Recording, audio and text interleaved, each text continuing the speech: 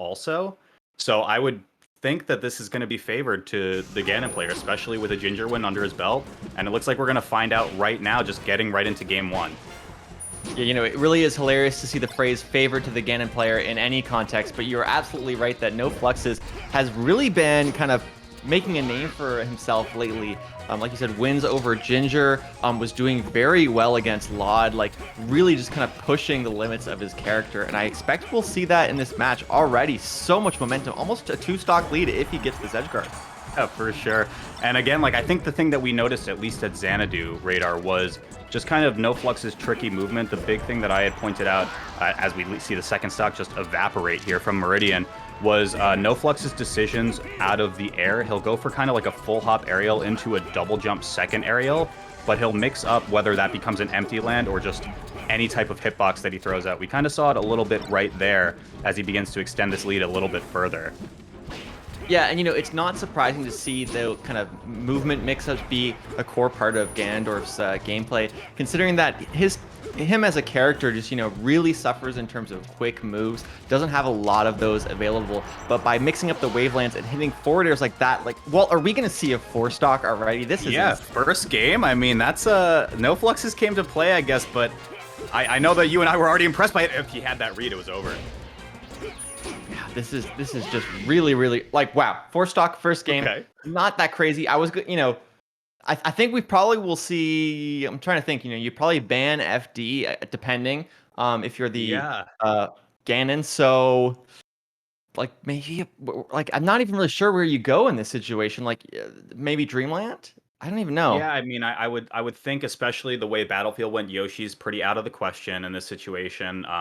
The biggest thing that I feel like was a differentiating factor between how Meridian handled this versus, say, a Ginger, which we saw when NoFluxes took that last game a few weeks ago, was just the laser use and entire space control that Ginger had. Even in games that he was losing, he still made it really hard for NoFluxes to get in and make those advantages happen. Yoshi's, of course, not really a stage where either of those things can come to fruition. So maybe a Dreamland, but we're going to see NoFluxes live for a really long time then, and the still percent per kill ratio that we get out of a Ganon, where you only need 2 or 3 hits to really turn it into a stock, can still come into effect just in a large stage like that. No, for sure. I think that focus on just needing a couple hits is so important. I see many people kind of mention that in the chat, but I think one thing that is worth mentioning is that, of course, this is a matchup I would say is favored for Falco. As a Falco player myself, Ganon, again, due to that kind of slow move set, when he uses lasers in particular, or when Falco uses lasers, Ganon really, really struggles to deal with it. He just isn't quick off of the kind of take laser mix up. There's a lot of other characters like Marth who can take a laser, dash away, take a laser forward air. Ganon doesn't have those tools, but what he does have is the kind of fundamentals of melee that we're seeing NoFluxes use. Just, conditioning your opponent, getting comfortable with what tech options that they use. And because of that, if you know what people are going to go for, he does have a punish game where he can convert pretty hard off of a single couple openings. So that is why we're seeing NoFluxes go as far with the character as, we're seeing.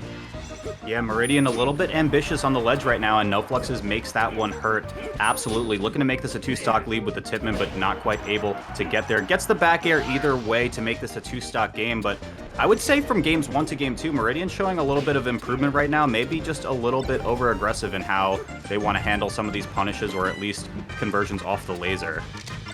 Yeah, I completely agree, and I'm also seeing a bit of kind of unfamiliarity with the matchup. Oh my god, just bonks him on the head, goes for the down air, but doesn't expect the Wispy to blow him off. That's one of those stage hazard situations that you just hate to see in the game, but gets the grab, 3 jabs in a row. Oh my gosh, and this is going to be the stock once again?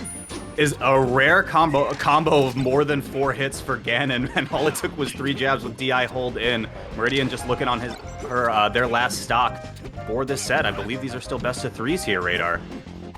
Yeah, no, they are absolutely best of 3s, and just seeing Ganon just punch Falco over and over and over again. As a Falco player, it's giving me a little bit of trauma, but, trying to get over it as I watch NoFluxes just, dominate Meridian in this set. Oh my gosh.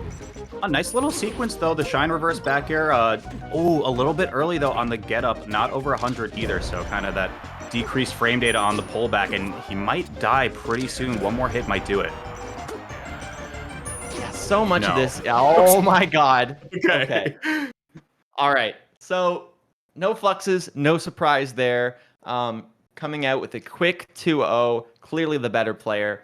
But, if I'm Meridian, definitely want to be trying to get a little bit more familiar with that matchup. If you guys are watching at home, I think you all know that, like, Ganon is a character you still see. It's not like a Ness or something where, okay, yeah, like that one guy at your local is good with him, but that's about it. Like, you got to get familiar with what Ganon can't do and can do, because there were a lot of situations I felt where, like, Meridian wasn't really aware that Ganon couldn't get away with the things that maybe a Falco could. Like, he went for an ledge dash that wasn't invincible, that you could contest.